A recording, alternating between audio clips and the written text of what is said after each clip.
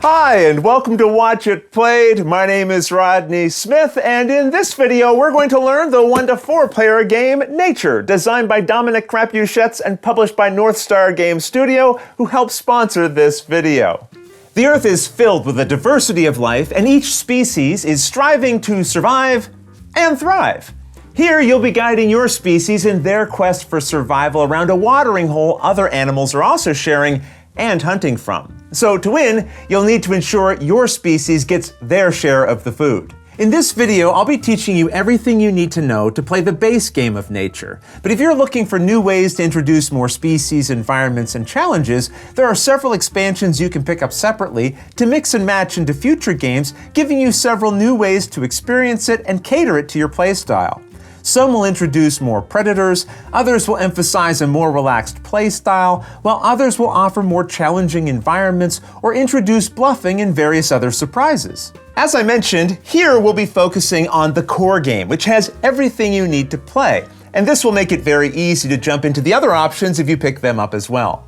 But for now, join me at the table and let's learn how to play. To set up, put this watering hole board in the center of the play area, along with a supply of these double-sided size dials, which you'll want to keep within reach of the players, and that I like to keep in their provided boxes. There are also storage containers for these double-sided population tokens that I'll leave in their handy trays as well, along with these plant and meat tokens. The cards with this back make up the Nature deck, which you shuffle and then set face down. You'll also find 10 double-sided Hunter cards, as labeled here at their top, which you set into a pile nearby as well. Now draw and reveal the top card of the Nature deck and tuck it under the watering hole so you can see its value printed in the bottom right-hand corner here. We'll learn how this value is used in the game later on, but if it's your first game, they instead recommend going through the deck and finding any card with a value 3 in the corner here and using that instead. Then, since you would have just gone through the deck, you would reshuffle it afterwards. Next, give each person one of these screens along with a player and trait aid. We'll assume we have 2 players in this video, and the person who now makes the most amazing animal noise is chosen to be the first player and collects this snow leopard, or you can just pick someone randomly. And that's the setup. Now, your copy of the game may have some other promotional elements, but those are optional extras you can just ignore for now. In Nature, you and the other players will be gaining and evolving various species you'll be trying to feed and help survive. The longer you can sustain them, the more points you'll earn, and the player with the most points at the end of the game wins. Nature is played over 4 rounds, which are broken into 4 phases each, starting with the preparation phase. Here, you first check the value showing on the card tucked under the watering hole. This will be a number from 1 to 4, and here we have a 3. You now multiply this number by the number of players and add that many plant tokens from the supply to the watering hole. So 6 in this 2-player game. Next, each person gains a new species, represented by collecting one of these size dials and setting it so the green forager side is face up. The value showing on the dial is that species' size, which always starts at 1, so adjust the dial to that value. Your species also gains one of these population tokens with what is known as its alive side face up. So, a species has a dial which represents the size of each member of that species, where a 1 would be something very small, like a mouse or a squirrel, all the way up to size 4, which would represent something like an elephant or a giraffe. Your species also starts with 1 population token and may gain more of these later. These represent how many of that species exists. So 1 token would mean very few.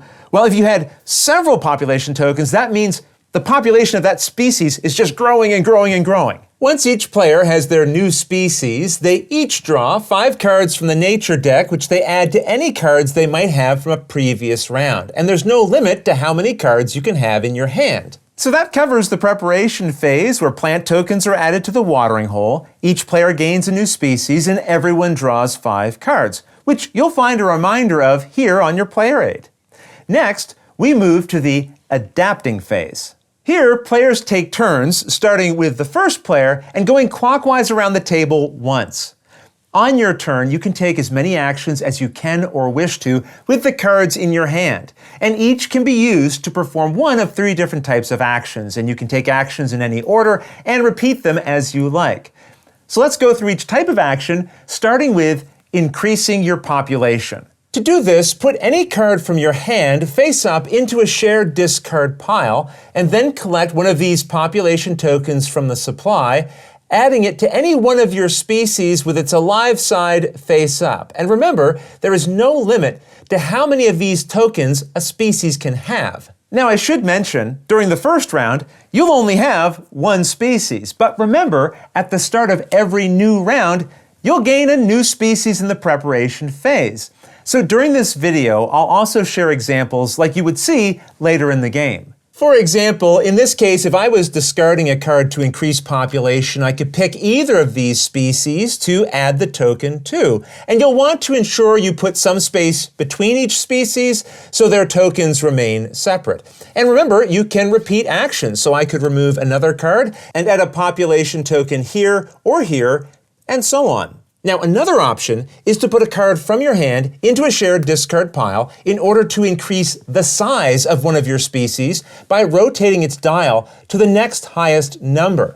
And you can do this multiple times, increasing the size of a species for each card that you discard. But you may never lower the size of a species or increase it beyond 4. 4 is the maximum size a species can reach. Finally, we come to the last way you can use a card from your hand, and that is to play it as a trait. Each nature card features one of several different types of traits with their name in the area here and a description of that trait's effect in the area below. We'll see how the various traits affect gameplay later, but to add a trait to a species, set that card face down beside it. It's important that you keep the traits a secret from the other players for now. Each species can have up to 3 cards assigned as traits to them, which can include duplicates, but each card still counts against the maximum of 3 that a species can have. And remember, any cards you use as traits, you assign face down. You can look at your own face down traits, but keep them a secret from everyone else. So those are the 3 different ways you can use cards during this phase, but there are also free actions you can perform which don't require using a card from your hand and can be performed as often as you like at any time during this phase. One option is to turn one of your species into a hunter by collecting one of these hunter cards from the supply and adding it to one of your species. At most, each species can have one of these hunter traits, and this does count as a trait towards its 3-card trait limit. After a species gains this hunter trait, which unlike the others is always face up since it's double-sided, you also flip its size dial over to its hunter side.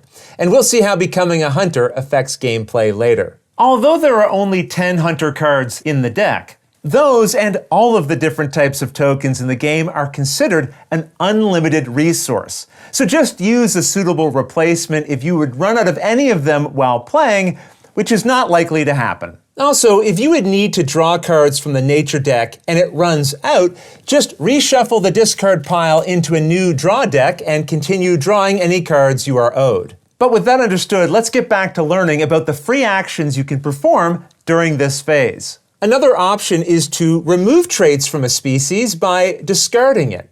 If the trait is a nature card, just put it into the shared discard pile. If you remove a hunter trait, put it back into the hunter pile and flip its size dial back to its forager side. I should also mention you're free to hang on to cards during this phase and save them for later. Either way, once you've taken all the actions you can or wish to, the next player in clockwise order resolves their adapting phase, and turns will then continue like this once around the table. Then afterwards, every player flips any face-down traits they have face up. Then it's time for the feeding phase of the round, where every person tries to feed their species. As we know, your species is represented by a few different things. It has a size shown on its dial, it has traits indicated on its cards, it can be a forager or a hunter, and it has a certain population size based on how many population tokens it has. And it is the population that you are feeding. Every one of these tokens showing this side represents a member of the species that is hungry. It will either be fed by having a single plant or meat token placed on it, or be killed from starvation or from being hunted, which both flip a population token to this side. At the end of this phase, all of your population tokens will either be fed, which again means they'll have a plant or meat token on them, or they'll be dead. During the feeding phase, starting with the first player, turns will be taken around and around the table, and on your turn, you must forage or hunt with a single one of your hungry species if possible. Remember, a species is hungry if it has any population tokens without a plant or meat token on them. Each species starts as an herbivore, and we'll see how that can change later, but herbivores always forage when they eat, so let's see how that works. First, check the size of your chosen species as shown on its dial. Here we have a size 2 species. This is how many plant tokens it will take from the watering hole.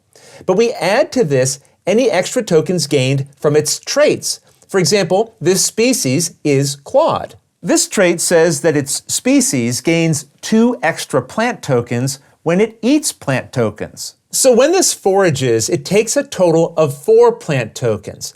And don't forget, you can have more than one of the same trait. So if this had 2 clawed traits, it would take 2 for its size, plus 2 more from this clawed trait, and another 2 for this one, for a total of 6. We'll assume it has just 1 clawed trait, and we'll collect 4 plants. However, a species will never take more food than it has hungry population. In our case, our population size is 3 for our chosen species, so although we could eat up to 4 plant tokens, we'll only take 3. And we assign 1 to each of our population tokens. In this way, since each of our population tokens now have a food token, this species is completely fed. But be aware, during the game, players should check to see if any of their species has a trait with this symbol. These are known as trigger traits, and they must be resolved anytime the condition on them would occur. For example, this one labeled as Opportunistic says that after one of your species forages or hunts, it will eat 2 meat if there are still plant tokens in the watering hole.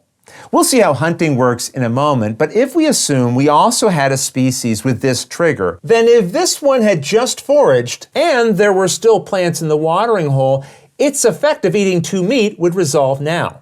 This means we take 2 meat from the supply and assign 1 to each hungry population token from this species. If you have several effects that would trigger at the same time, you can resolve them in any order you choose. One thing I should point out is that although a species starts as an herbivore, which means it will only eat from the watering hole, if it has any trigger traits, it is considered an omnivore. If you pick it to eat during your turn, it can still only forage and eat plants from the watering hole, but will also eat meat when its trigger trait activates. Now keep in mind, a species with no trait cards is still a species, and its population tokens will still be looking for food. So this would be considered an herbivore species, and if it was eating, it would collect its size and tokens from the watering hole to distribute to its population tokens as usual. In this case, it would collect 3 tokens, and you always have to collect as many tokens as you are owed if you are able to. However, you can only collect as many plants from the watering hole as it has tokens. So here my species would only gain 2 plants and feed 2 of its population tokens, leaving the other 2 unfed for now. Again, players will want to keep an eye on their triggers, because species with this Tusked trait will gain 1 meat from the supply anytime the last plant token leaves the watering hole. So, we've seen how some species can eat, either from plant tokens they take from the watering hole or meat tokens they gain from triggers. However, a species may have another option as well. If it has the hunter trait card, which means its dial will also be flipped to its hunter side, then it will hunt when it's picked as the species you want to feed that turn. It's considered a carnivore and may not forage at the watering hole. Instead, a hunter always targets another species, one of your own or one controlled by another player. And it may do this if it has any unfed population tokens and an equal or higher hunt value than its target's defense value. A species has a default hunt and defense value equal to its size. So this size 2 hunter has a hunt and defense value of 2, while this species has a hunt and defense value of 1. So this species could hunt this one because it has an equal or higher hunt value than its target's defense value. However, a species can have its hunt and/or defense value boosted by values showing on its trait card in the area here. The top value with a claw represents a boost to its hunt value, and the value under it showing a shell increases its defense. Sometimes a trait won't offer boosts to either value, like we see here, while other times it may only boost one of them. Here with plated, it doesn't have a special effect, but it does provide a +4 to its species' defense. So a hunter species like this one has a total hunt value of 2 + 2, which is 4. And that means it could not hunt this species, which has a defense value of 1 + 4, which is a higher total. On the other hand, if we compare this hunter with a total hunt value of 4 against the defense value of this other species controlled by the same player, this species has a defense value of 4, and that makes it a valid target because the hunter just has to have a hunt value equal to or higher than the target's defense. So if I did choose this species to hunt, I may have to choose one of my own species as a target if it's the only valid one. With one exception. Sometimes a trait prevents a species from being hunted.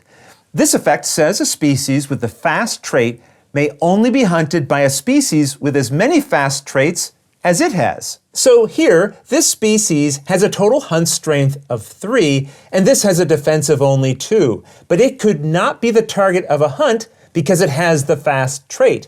This hunter would also need the fast trait to be able to target it. And if this had 2 fast traits, then the hunter would also need 2 fast traits. Either way, let's assume we had a situation like this. Once a valid target for a hunt has been picked, the hunter kills a single population token from the targeted species. The player controlling the target species now picks one population token from that target to flip over to show that it has been killed. A player can pick a token, or may have to pick a token, with food already on it, and if so, that food goes back to the supply, and then the population token is flipped over. But you will normally want to pick a population token that doesn't have food if you have that option. The killed token is then removed from the target species and put beside the screen, not behind, of the player who controls the targeted species. Then after, the hunter eats by taking meat tokens from the supply equal to the value showing on the targeted species size dial, so in this case 2. And then they add each token to an unfed population of that hunting species. As usual, if you would gain more food than you can place, any extra is kept in the supply. Again, be aware of trigger effects like we see on Scavenging. This says that after any species hunts, this species also eats 2 meat, which means it would add 2 meat tokens, if possible, to unfed population tokens it has. Here's another interesting trait. If a species is targeted by a hunt and has this horned trait, it kills a number of population tokens from the species that's hunting it equal to its own species size. So if we go back to our previous example where this hunter targeted this species, you'll notice that it has the horned trait. So after the hunter resolves its kill, the horned species checks its size dial, not its total defense, just its size, and then kills that many population tokens belonging to the hunter. So they would likely pick this one here, flipping the token to its killed side and putting it by their screen. And then they would have to pick one of these that has a meat token on it. So they'd return this back to the supply and put this one face down by their screen. Here's the final trait you'll find in the core box. This social effect says it provides +2 food when eating. This means whatever it eats, it then gains 2 more of that same type of food. So if a species with the social trait was eating from the watering hole, in this case it would get 1 plant and then 2 more from the social trait. On the other hand, if it was instead hunting and the target it picked would provide it with 1 meat, then it would gain 2 additional meat from the social trait. Of course, you ignore any tokens you can't place, as usual. The important thing to notice is that it resolves when eating. If a social species also had the tusked trait, remember, each time the watering hole empties, this trait causes it to eat one meat, which would then cause the social trait to collect two more meat. Now remember, you can have more than one of the same trait. So if your species had two tusked traits, each resolves when the watering hole empties. And since they each have their own eat effect, they each cause the social trait to resolve. So after the watering hole empties, this trait would cause the species to gain one meat and then two more from social. Then this would also resolve gaining another meat and then two more from social once again for a total of 6 meat. And I should mention, the effects of traits are always mandatory. If you can resolve them, you must do what they say. All right, with all of those examples of foraging and hunting understood, let's summarize what we know so far about this feeding phase. Remember, starting with the first player and going clockwise around and around the table, players will take turns choosing one of their hungry species to either forage or hunt with. I'll remind you, a species is hungry if it has any unkilled population tokens without food tokens on them. That said, if a species only has fed tokens and the rest have been killed, then it is no longer hungry. If a species has fed some of its population tokens, but some are still hungry, then it is considered a hungry species and will try to eat again on a future turn. And you must eat with one of your species each turn if you can. But if it gets to your turn and you pick a species to feed and can't forage or hunt with it, you must starve one of its hungry population. Do this by flipping any one of your unfed population tokens to its killed side. A token that's been flipped like this cannot be fed later, and it is moved beside but not behind your screen with any other killed tokens you may have. Then it's the next player's turn, and when it's your turn again, if you still have a hungry species you can't feed, you must starve and kill another of its unfed population tokens. But just remember, you must forage or hunt if it is possible to feed one of your species that way, even if that means you have to hunt one of your own species or suffer the negative effects of one of your own traits. That said, as turns continue around and around the table, eventually you won't have any more hungry population tokens. They'll all have a food token on them or be flipped over to their killed side or some combination of both. And at that point, you must pass on your turn. After you pass, your turn is skipped for the rest of the feeding phase, but other players can still target your species with their hunt actions, and your triggers will still resolve if they would apply. Again, you will find all the steps for performing turns during the feeding phase right here on your player aid. But there is one other option you also have that's printed here. As it says, at any time during your turn in this phase, you may discard one or more cards from your hand to add plants to the watering hole equal to the values showing in their corner here. So before taking a turn to eat, if you saw there wouldn't be enough food for one of your foraging species, you might move these 2 cards with a total printed value of 3 in their corner to the discard pile in order to add 3 plant tokens into the watering hole, which you could then use to feed your species when it forages. Now that said, there are likely going to be times where there just isn't going to be a way to feed your species. And as we saw, this causes one of their population tokens to be flipped over to its killed side. If you ever flip a species' last population token over to its killed side, then that species has gone extinct. Now, to be clear, as long as it has at least one token with its population side face up, whether it's been fed or not, then it is not extinct yet. In this case, we have a species that is fully fed, but maybe some of its population tokens died off during this phase. Now, this won't starve anymore this round, and it won't need to be fed anymore this round since it doesn't have any unfed population tokens remaining. But it could still go extinct if it was targeted by a hunter, causing this final token to be killed. When a species goes extinct, put all of its killed tokens and its size dial, left at its current value, next to your player screen with any other killed tokens you have. These will be used in the next round. If that species had a hunter trait card, return it to the hunter deck. If it had any other traits, return those to your hand. You'll be able to play these as traits during the next round, or discard them in this phase to add their food value to the watering hole if that's useful to you, as we learned about earlier. And that covers everything that can happen during the feeding phase. And once every player has passed, it's time to score the round. Here, you remove every plant and meat token from each of your fed population tokens and put them behind your player screen. These will each be worth 1 point at the end of the game, and hiding them will help prevent players from being exactly sure how many points you have as the game goes on. After players have collected and hidden their food tokens, the first player token is passed to the left, and then that player begins the next round just as before with the preparation phase. Here you'll multiply the food score showing on the card tucked under the watering hole during setup by the number of players, adding that number of plant tokens to any still remaining in the watering hole from the previous round. Then, once again, each player gains a new species just as before, taking a new size dial set to 1 and placed on its forager side, along with a single population token. However, if a player has any killed population tokens beside their screen from a previous round, all of them are now flipped over and added to the population of their newly gained species.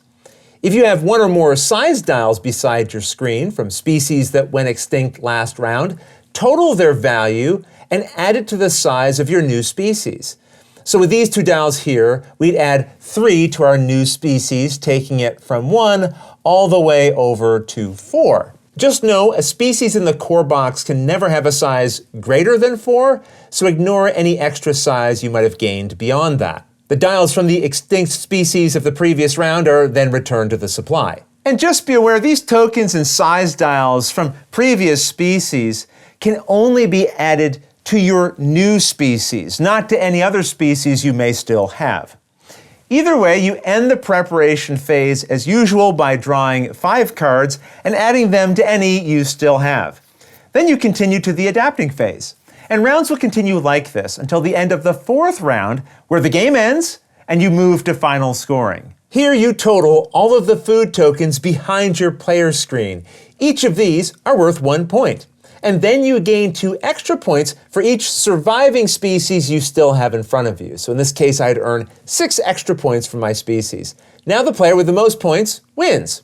If there's a tie, the tied player with the most traits on their surviving species wins. In this case, I have 4 traits. And if there's still a tie, order a vegetarian and meat lovers pizza and play again. And yeah, I'm not kidding, that's in the rules. I want to point out you'll also find a frequently asked questions page in the rulebook that can help with unique situations that may come up when playing.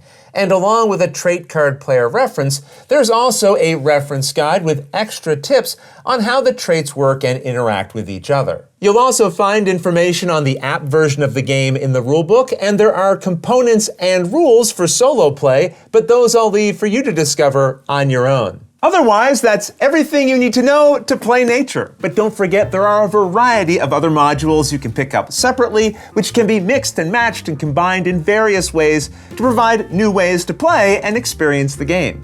That said, if you have any questions about anything you saw here, feel free to put them in the comments below and I'll gladly answer them as soon as I get a chance. You'll also find forums for discussion, pictures, other videos, and lots more over on the games page at Board Game Geek, and I'll put a link to that in the description below. And if you found this video helpful, please consider giving it a like, subscribing, and clicking that little bell icon so you get notification anytime we post a new video. And if you'd like to support us directly, you can join our Patreon team, which I'll have linked below. But until next time, thanks for watching.